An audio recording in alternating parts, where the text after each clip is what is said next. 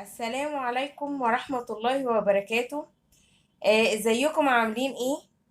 يا رب تكونوا بخير واحسن صحة واحسن حال. النهاردة هنقدم لكم وصفة حلوة قوي. هتوفر معاكم جامد جدا، هتنفع في العزومات، هتنفع في الزنقات. وصفة حلوة جدا وكل الكبار وصغيرين هيحبوها، وهي الكفتة البانيه. الكفتة البانيه مقاديرها بسيطة جدا وسهلة معانا. عندنا لحمة كندوز مفرومة 3 وشوش. عندنا بصل مبشور. عندنا بطاطس مسلوقة ومبشورة. عندنا خضرة شبت وبقدونس وكزبرة.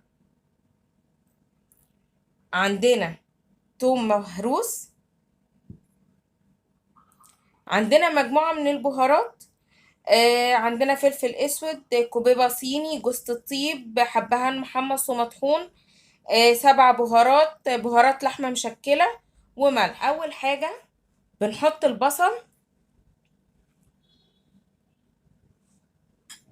وبنحط الثوم وبنرش عليهم البهارات والملح.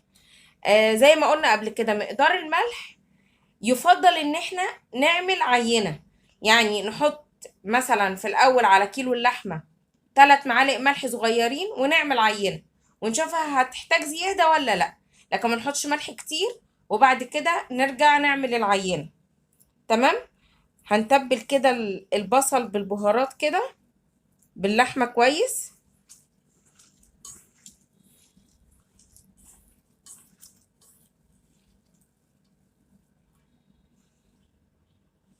بعد كده هنحط الخضرة والبطاطس، هنعجنهم كويس قوي مع بعض وبعدين نشوف هنكملهم ازاي. بعد ما عجنا الكفتة بتاعتنا كويس قوي، عندنا بيض عليه رشة فلفل. دول بيضتين. انا هكتب لكم المقادير بالظبط. قد ايه كيلو اللحمة، نحط عليه بصل، نحط عليه توم، نحط عليه بطاطس، نحط عليه بيض. تمام. عليهم رشة فلفل كده. وبرضه انا نسيت انبه، البصل اللي حطيناه بنبقى عصرين منه الميه كويس قوي. والبطاطس لما بنسلقها بتكون قطع كبيره عشان ما تشربش مني ميه قوي.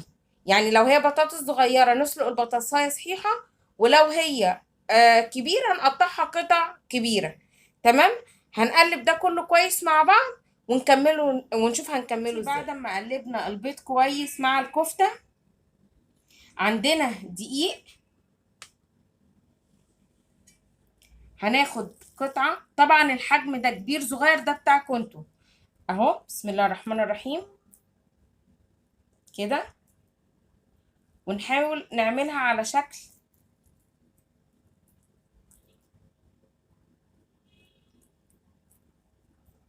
على شكل اسطواني كده، وناخدها في الدقيق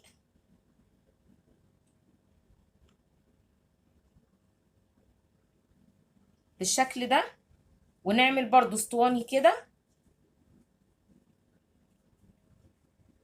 حابين تسيبوها كده تمام، لكن انا بحب تتبطط كده.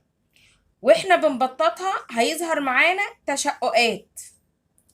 التشققات دي عادية جدا، لان انا لما بعملها كده وهي حاجه لينه ولا اي حاجه، بعد كده اما نحطها في البيض والبقسماط كل ده بيتدارى وما بتفتحش ولا اي حاجه وبتبقى زي الفل اهي.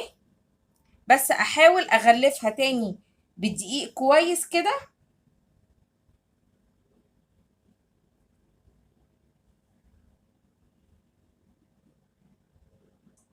كده اهو. عندنا صاج او صينيه وهنرص عليها الكفته بالشكل ده. نعمل كمان واحده. بسم الله الرحمن الرحيم. زي ما قلت الحجم اللي انتوا عايزينه.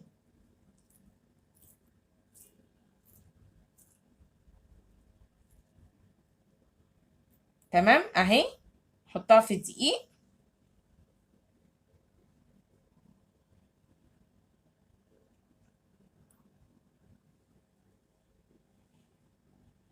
مهم. اللي حابب يسيبها كده اوكي، لكن انا هديها تبسيطة كده، نسويها كده اهي.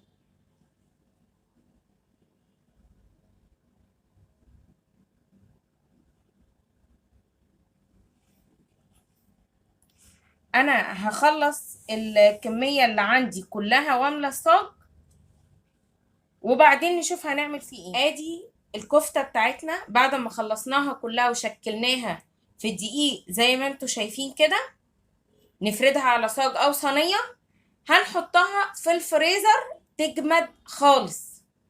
يعني الخطوة دي مهمة جدا، ما جيش وهي كده احطها في البيض والبقسماط، لا، انا احطها دلوقتي في الفريزر لما تجمد خالص هنكملها مع بعض في البيض والبقسماط. دلوقتي بعد ما الكفتة بتاعتنا اتجمدت كده في الفريزر اهي، اول ما بطلعها من الصاج لازم اشيلها من الصاج على طول. ليه؟ لان الصاج بيبقى درجة سعريته شديدة قوي، فبيعمل بلبلة اول لما بيطلع في الحر، فانا اطلعها على طول في حاجة تانية على قد ما اعمل، وبعدين وارجع الصاج تاني وارجع اخد وهكذا. لكن حذاري، عشان انا وقعت في الموضوع ده كتير، ان انا اسيب الصاج هو اللي يسيح جوه، اللي يسيح واخد منه، بلاقي الكفتة لزقت في الصاج وبهدلتني خالص. تمام. عندنا بقسماط مطحون خشن. تمام. البقسماط ده انا اللي عاملاه في البيت، انا ما بشتريش بقسماط مطحون خالص من بره، فبتحكم طبعا في درجة ان انا عايزاه ناعم او خشن. طبعا حاجة تانية بيدي نتيجة تانية، ريحة تانية، طعم تاني خالص. البقسماط المطحون اللي بنعمله في البيت وبنص التكلفة تقريبا، واقل كمان من نص التكلفة. تمام. عندنا انا رشيت عليه ملح وفلفل اسود وحبهان مطحون. عندنا نشا، تقريبا لكل كوباية بقسماط مطحون معلقة كبيرة نشا. هنقلبهم كويس. البقسماط اما نيجي نعمله للكفتة عكس البانيه. للكفتة نخليه في حاجة غويطة، انا عايزاه كده في علبة او بولة غويطة. لكن في البانيه لا، مش باخده في علبة او بولة غويطة، باخده في صينية مفرودة عشان قطع البانيه. تمام. نمشي الخطوات مع بعض. انا متأكدة ان شاء الله اللي هيجرب الكفتة دي مش هيبطل يعملها، تحفة بجد، فعلا تحفة. خلاص ادي البقسماط بتاعنا جاهز. عندنا دقيق وعندنا الكفتة بتاعتنا وعندنا ده بيض انا خفاه بمية وحط عليه برضو ملح ومملحاه كويس، عشان المية بتاعتي ما تدلق، يعني عشان انا مزوداه مية فلازم احط الملح كويس. هناخد كده بسم الله الرحمن الرحيم ونحطها في الدقيق كده، انا عرفت اتحكم فيها كويس. لكن لو انا واخداها وهي طرية مش هعرف اتحكم فيها كويس كده اهو. هحطها في البيض، نحاول نسيبها يعني ثواني كده علشان تاخد من البيض اهو، ويلزق البقسماط عليها كويس.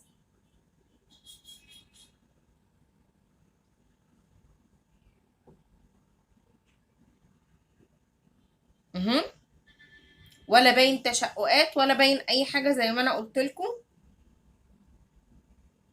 اهو.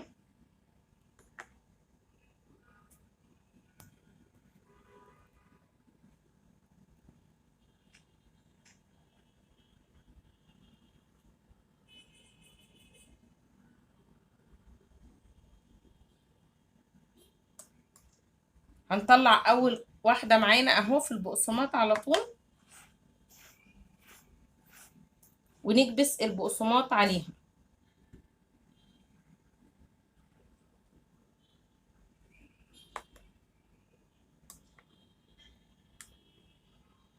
الكفتة دي بتتحفظ معانا في الفريزر بعد البقسماط، بتقعد معانا وقت ما نحتاجها على طول بنطلعها نفكها اهي. بصوا زي الفل معانا اهي.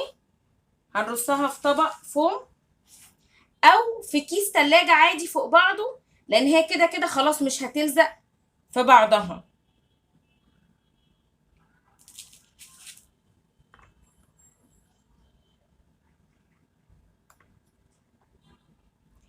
انا قبل كده قلت ان انا بحب اخف البيض بميه، ما بحبش اخفه بلبن. لما نلاقي حته دقيق كده باينه نحاول نبلبلها كده. اللبن في المرحله دي ملوش اي لازمه، بل بالعكس كمان بيساعد على ان الحاجه لونها يغمق معايا. لكن انا بحط الميه طالما انا بستعمل بيض جودته حلوه وانا ضمناه، يبقى خلاص هضمن ان هو مستحيل يعمل لي زفاره مع الميه. تمام كده وضحت الفكره اهي. هكمل ونشوف بقى هنعملها ازاي. بعد ما عملنا الكفته بتاعتنا دي، طبعا مش الكميه كلها اللي احنا عاملينها، كيلو اللحمه ما شاء الله بيطلع كميه كبيره جدا معانا. انا بس وحبيت اوريكم جزء. بنلفه في ستريتش او بنحطه في كيس ونقفله كويس ونطلع منه الهواء ونشيله في الفريزر.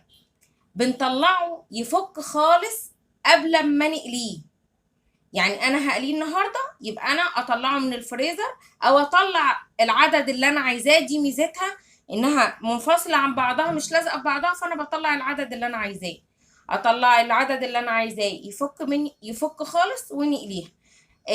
لو انا هعملها بقى في نفس اليوم زي دلوقتي مثلا وانا عايزه اعملها، لا اسيبها في التلاجة. لازم البقسماط يريح على الكفته معايا عشان ما يقعش مني وتتنيها ماسكه نفسها. يلا بينا احنا هنشيلها في الفريزر. يبقى احنا كده عرفنا طريقة حفظها، وعرفنا ازاي لو هنقليها في نفس اليوم. يلا بينا نشوف هنقليها ازاي. بعد ما الكفتة بتاعتنا انا جمدتها طلعتها سيحتها، وعندي زيت غزير على النار سخن. اللي مستعجل او مزنوق وعايز يقلي الكفتة متجمدة مفيش مشكلة. انا كده هحط واحدة كده نشوف الزيت سخن معايا ولا لأ. الزيت لسه مسخنش معايا. طالما مع الحاجة نزلت كده ما عملتليش فوران او غلية، يبقى لسه الزيت مسخنش معايا. كده اهو لما الزيت سخن معايا مش بكتر الكمية. يعني انا حطيت 3 بس، لان دي طبعا فيها بيض والبيض بيعمل فوران في الزيت زي ما احنا شايفين كده. فانا مش بكتر الكمية قوي. تاني حاجة علشان تبقى مقرمشة، انا مش عايزة ابرد الزيت فجأة. تمام.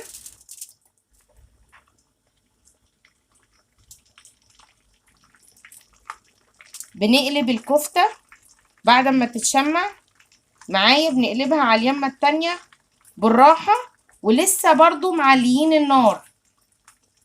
تمام. مش بهدي النار الا لما احس انها اتشمعت من الناحيتين معايا. تمام. بعد ما الكفتة بتاعتي خدت اللون الاصفر الفاتح قوي ده واتشمعت معايا، هنهدي النار طبعا علشان دي لحمة نية وانا عايزاها تستوي كويس من جوه. حتى احنا اهو لو نلاحظ عشان هي خلاص الزيت سخن وهي ابتدت تسخن معايا، ان هو الزيت لسه بيغلي رغم ان انا موطيه النار. تمام كده. بعد ما الكفته بتاعتي وطينا عليها واستوت، بنعلي النار. لازم اعلي النار قبل ما اشيلها عشان ما تبقاش شاربه زيت، مش والنار واطيه اقوم شايلاها، لا. اهو عليت عليها النار كده. بسم الله الرحمن الرحيم. بشيلها كده واحده واحده.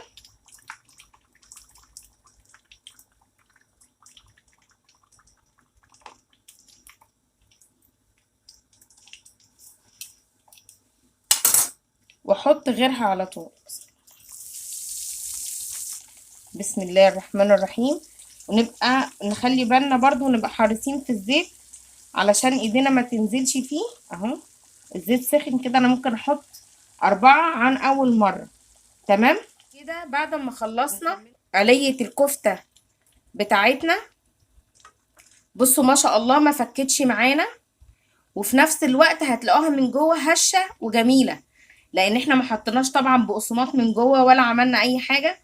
الكفتة دي بترمي معاكم كمية كبيرة جدا، حلوة جدا في العزايم وحلوة جدا في الغدا وحلوة جدا لما يجيلكوا ضيف او اي حاجة، سريعة ومفيدة جدا ومغذية. وبعدين كيلو اللحمة بيرمي معانا كمية كبيرة جدا، فبالتالي بتوفر علينا واحنا مش محتاجين ان احنا نحط بقسماط يكتمها من جوه ولا اي حاجة، فيها غذاء عالي جدا.